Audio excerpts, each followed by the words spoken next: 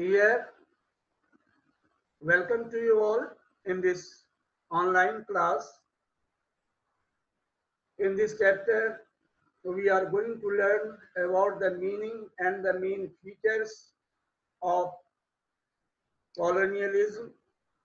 What we mean by the rural economy, agrarian economy, all these things will be taught in this chapter.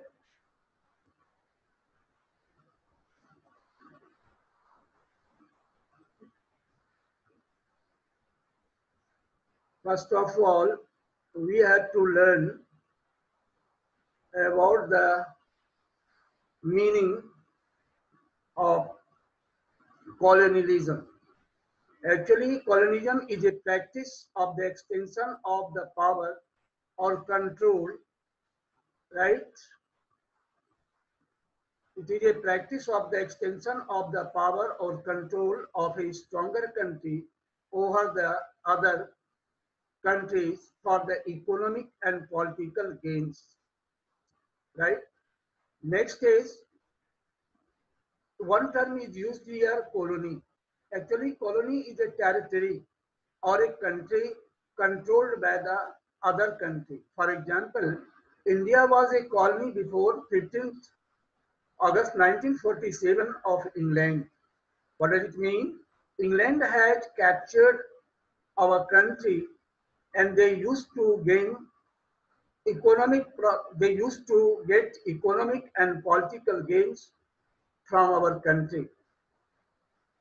Actually, the British came as a trader in India, but in course of time, but after some times, they became our master, colonial master. I mean, colonial master means the owner or the country who captures a country and make colony.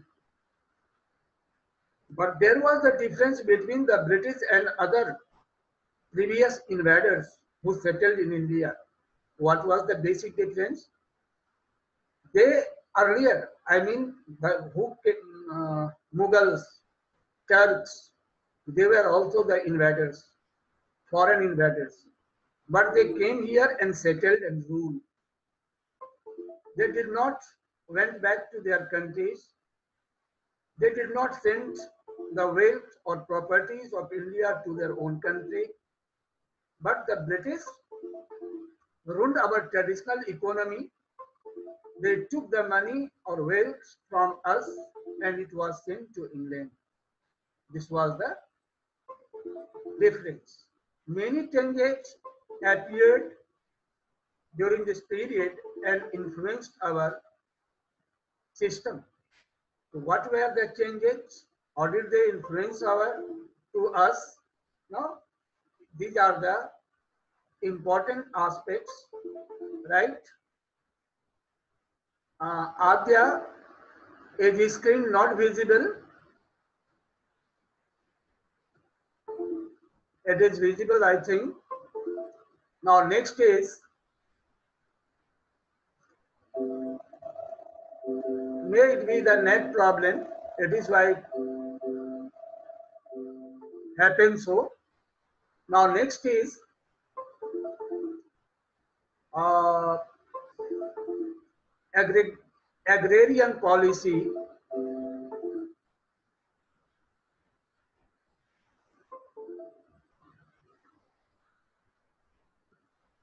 Agrarian policy. Agrarian policy here, the policy that was based on the economy, agriculture, right? They were the traders, they wanted to gain more profits. So they implemented some policies. They formed some policies and implemented here to gain maximum profit. Right? What were the policies? Why did they follow such policies?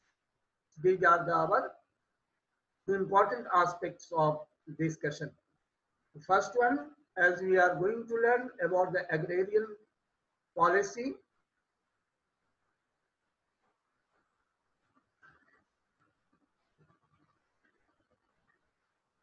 Okay, okay, yes.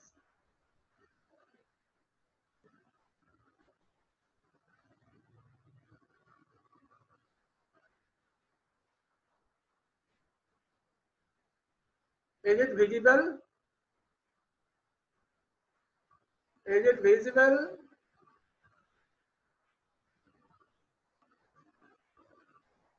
Yes, okay. Thank you. It is visible. Okay, okay. Thank you. So again, I am going to start it because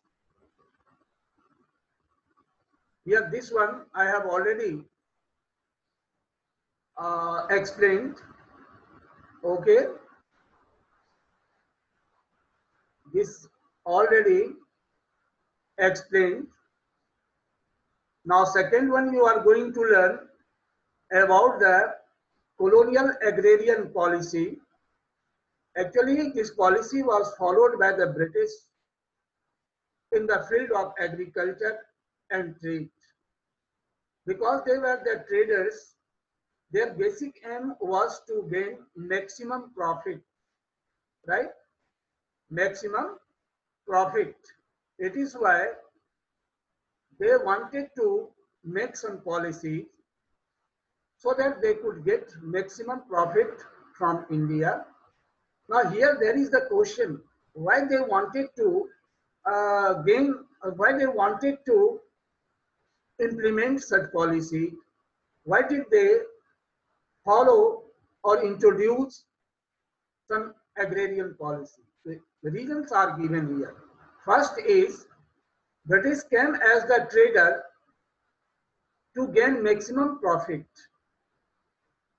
They brought many changes to guard their interest.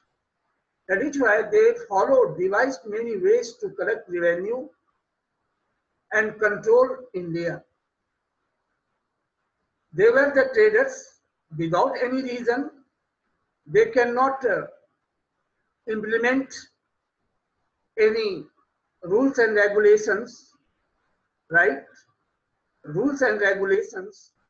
It is why they wanted to make some rules.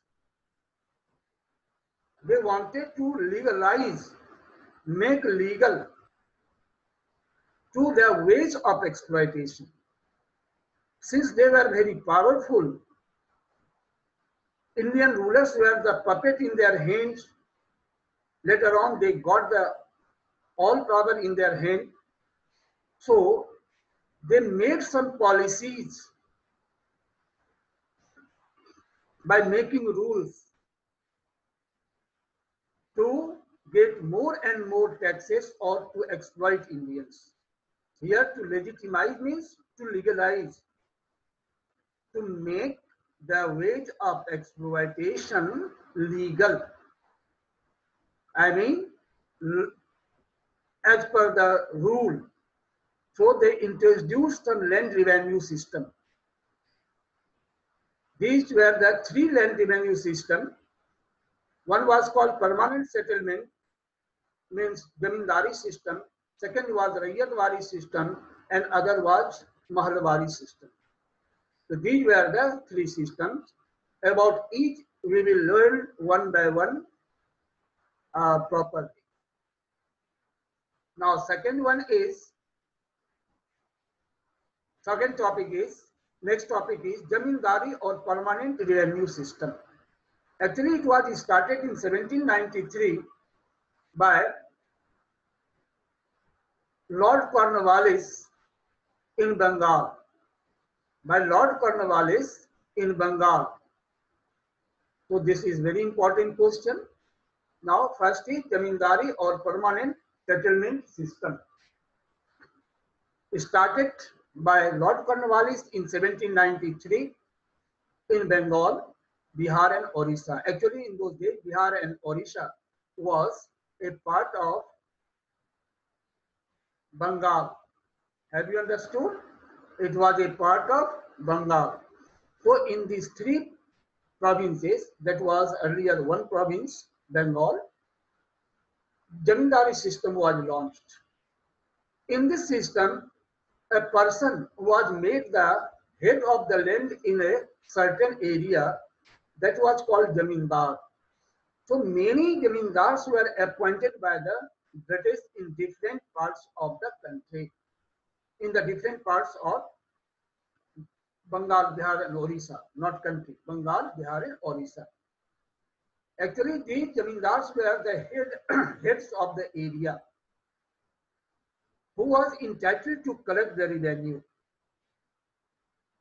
Okay, land was given to the Jamindars from the peasants. Jamindar was made the owner of the land. He was given the right to collect revenue. Revenue means tax taken from the peasants' lands. Jamindars were the owner of the land. They were also called Rajas, Talukdars, etc.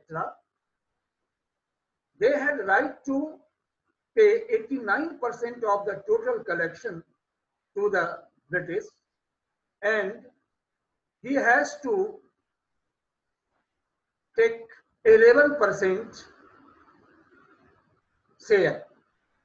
Next was, Jamindar has the power to evict, oust, to remove from the ownership, to get him out from the land, right? From the land. So in this way,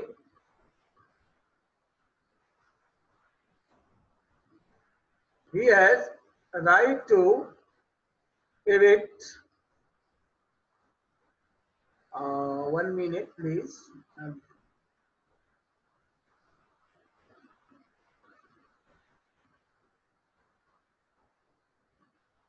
Let it be. Okay, next is maximum profits went to Jamindars. Why? Because their tax was fixed, and if extra lands were added into the agricultural land, from that side, whatever the tax was collected by the Jamindars, it was not given to the British. It was kept as the private money or pocket money by the Jamindars. In this way, Jamindars got maximum profits. What were the effects? Actually, these are the main features of Jamindari system or permanent settlement. It was started in 1793 by Lord Cornwallis in Bengal, Bihar and Orissa. Next, Jamindar was the head of the area, right? Jamindar was the head of the area. He was the owner of the land. He was entitled to oust or evict the peasants who could not pay the fee in time properly. They used to get 89% of the total revenue. They used to get this revenue, 89% revenue to the British, and 11% were kept with them. Maximum profit came into the side of Jamindars. So these were the main features. Apart from it, some are there. It created a supporter class of the British. Jamindars were blindly supporter of the British generally. They did not back to the Indians who went against or who were dissatisfied with the British rule, and in course of time when the revolt took place, the Jamindar groups generally did not cooperate to the rebellions. In this way, the British got a supportive class in India.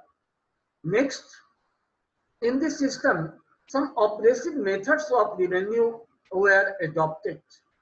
Very cruel steps were taken to collect the revenue from the peasants, the poor, miserable people who failed to pay the tax in time. Their lands were taken, they were evicted from the land, their homes and hearths were taken, and their condition became very miserable, very poor. Now next, to pay unpaid loans or rents trapped the peasants. Here, what we mean by here? Actually, the peasants had to pay the tax, so they used to take a loan from money lenders to repay the jamindars or the person from whom they used to take the land by mortgaging their land or property, right? But since there was no any other source of income, so many of them failed to repay, and it is why they were trapped. They were exploited by the money lenders. Next, company could not claim on increased income of zamindars as they had fixed it permanently. What does it mean? Whatever the land was given to the zamindars for the revenue collection, it was fixed and permanent. Tax was also and land. There were some parts of land where there was forest, river, valley, unfertile lands. But when they were changed into the agricultural field, they used to collect the revenue from the peasants, no doubt, but that part was not given to the British. So, company could not claim for the increased income of the zamindars. Next, क्या है? Zamindars used to increase the tax in time to time. So these are the main features. Now next you see here, this one is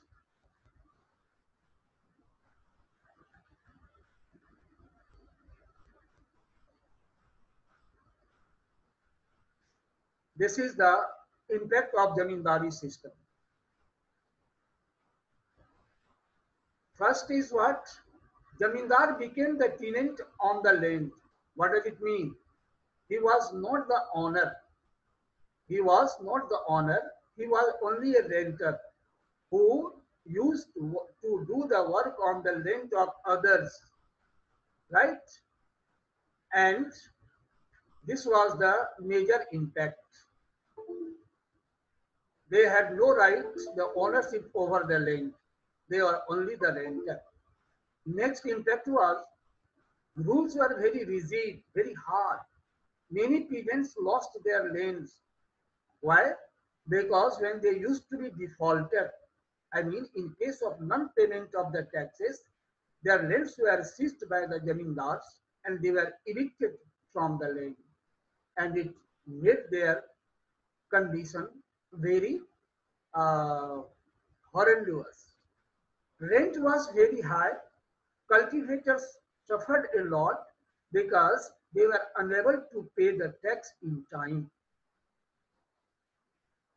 because they have to keep some portions of the production for their family members, and then since the production was less and tax was very high, so their condition became, worsened. Next, miserable condition of farmers and zamindars both.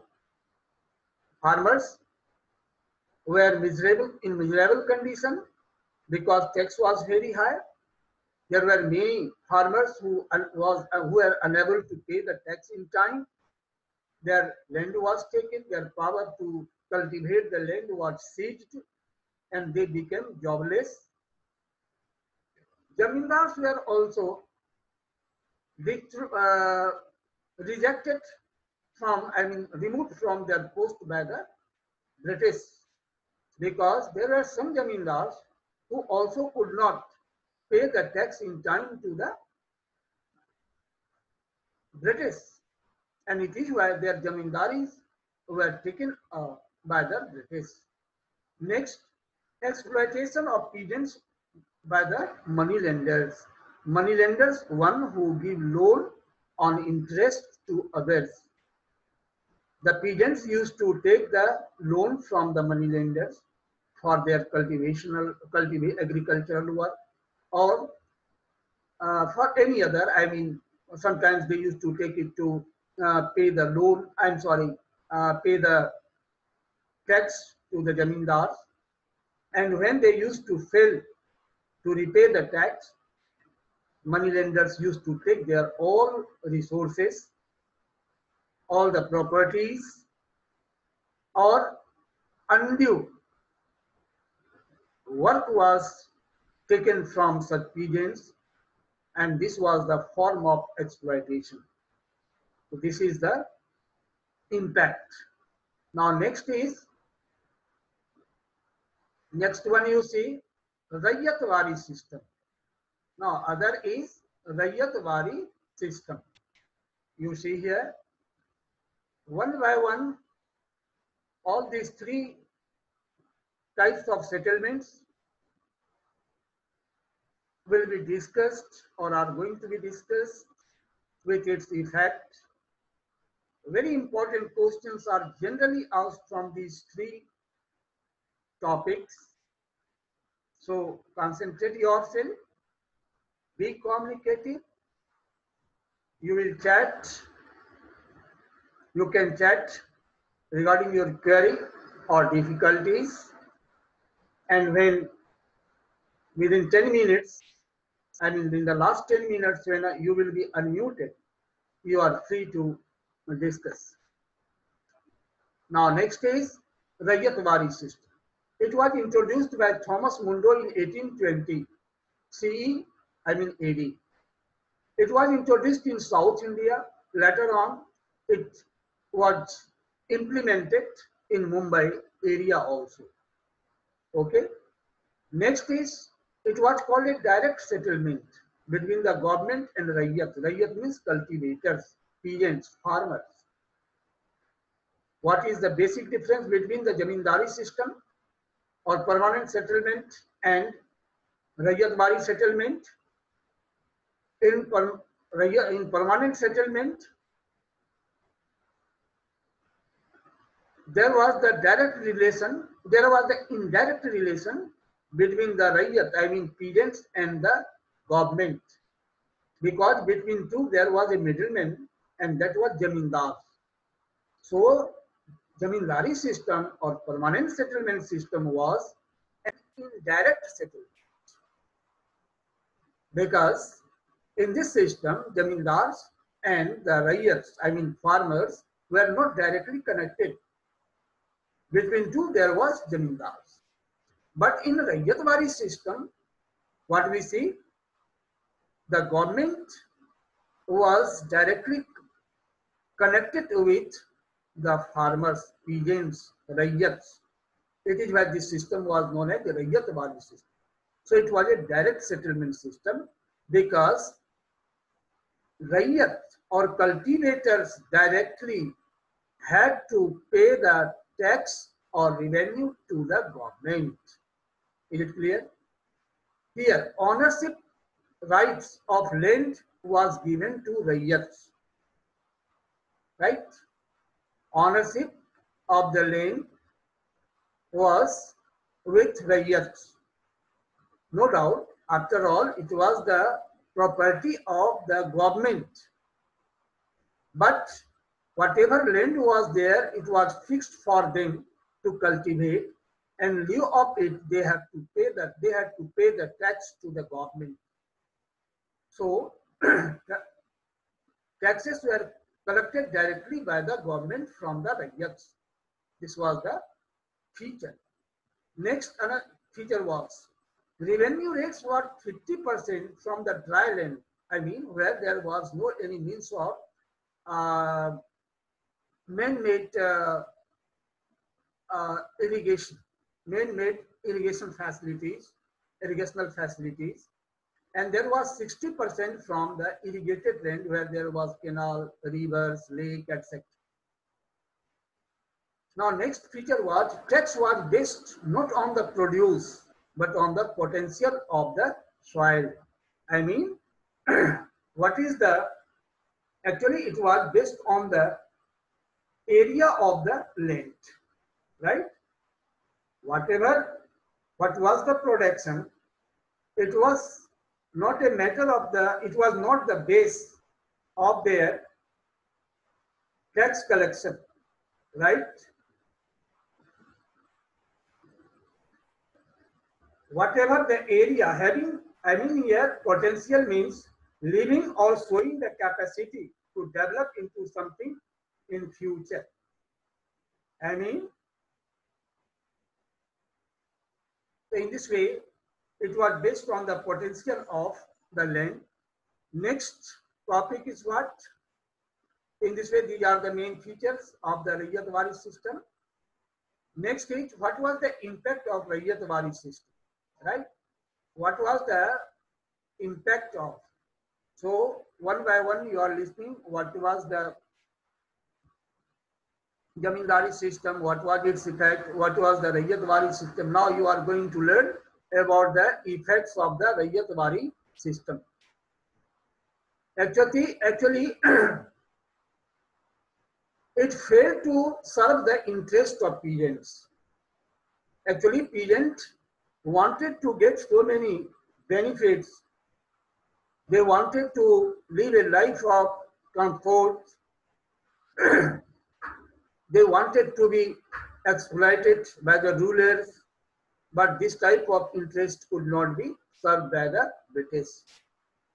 Their land was seized in case of non-payment of taxes. When the Raiyats became defaulted, their lands were taken by the British and they used to be landless. They had to starve some time because many of the peasants had no any other source of income. Now next, tax was increased by the government in time to time as per their choice. There was no any fixed amount or quantity of the taxes. So it was also a burdensome work of or feature of this system or impact of this system. Really, it made the condition of Raiyats very miserable because they had to pay even when there were no crops. Actually, really it was an inhuman practice, inhuman rule, right? When due to the flood, rain, drought, or any calamities, if there were no crops, in such cases, they British compelled the Raiyats to pay the tax, and it made their condition very miserable, unbearable, intolerable. Now, what was the result of all these coercive action?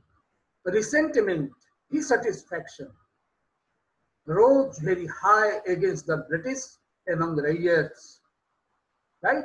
They annoyed too much with the British, and all these became one of the main cause of the revolt of 1857 in coming time or later on.